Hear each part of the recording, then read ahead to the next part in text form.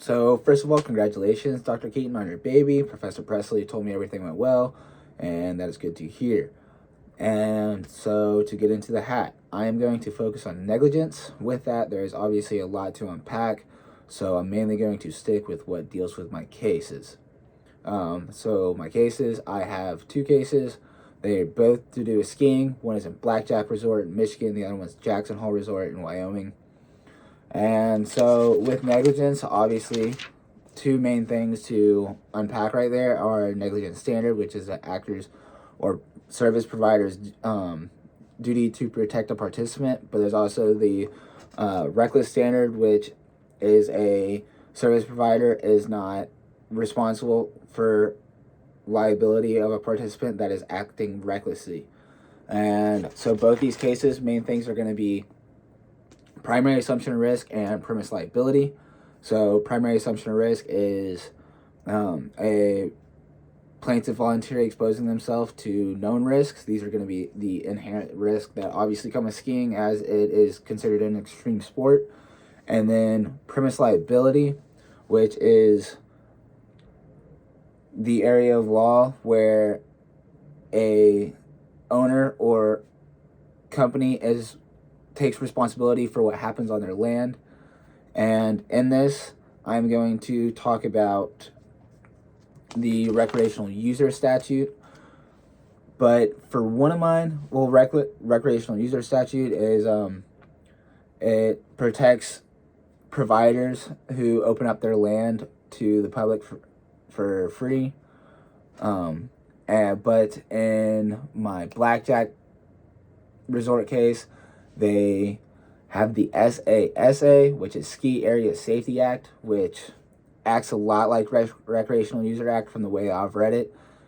And so I'm going to refer to the SASA more than the Recreational User Act. So in my first case, Jakubowski is suing Blackjack Ski Corporation for injuries suffered in a ski accident. And the accident, Jakubowski was skiing down a blue on the left side of the resort when a snowboarder came out of the woods, collided with her. She continued to fly to the left, collided into a wooden fence that was there to protect participants from going over a drop-off that was behind it. When she collided with the wooden fence, she suffered injuries to her back and broken ribs. She claims that the Blackjack Ski Corporation is not entitled to immunity over SASA, which I previously explained, because it violated the SASA of failing to warn skiers of unmarked trails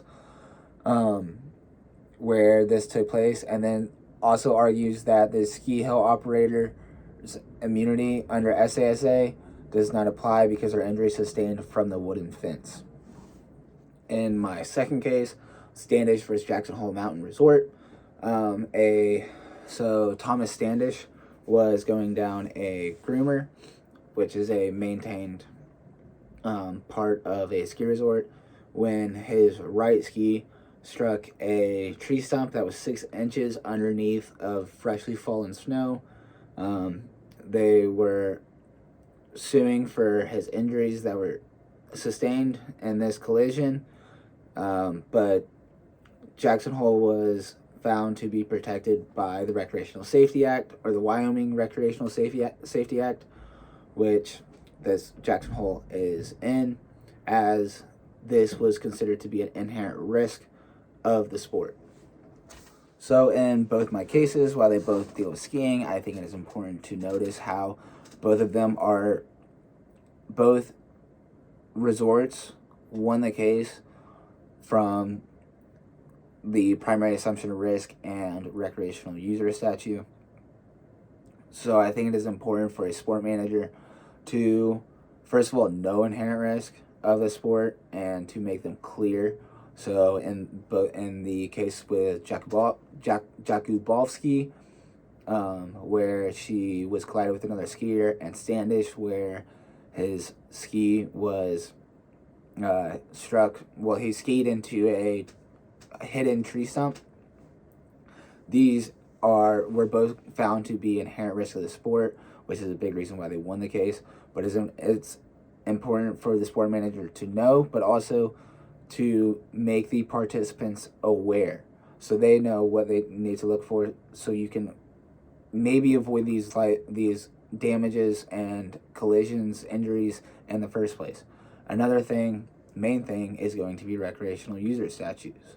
So while the Blackjack Ski Corporation was protected by the SASA, and the Jackson Hole Mountain Resort was protected by the WRA, which I don't know if I previously stated that is the Wyoming Recreational Act.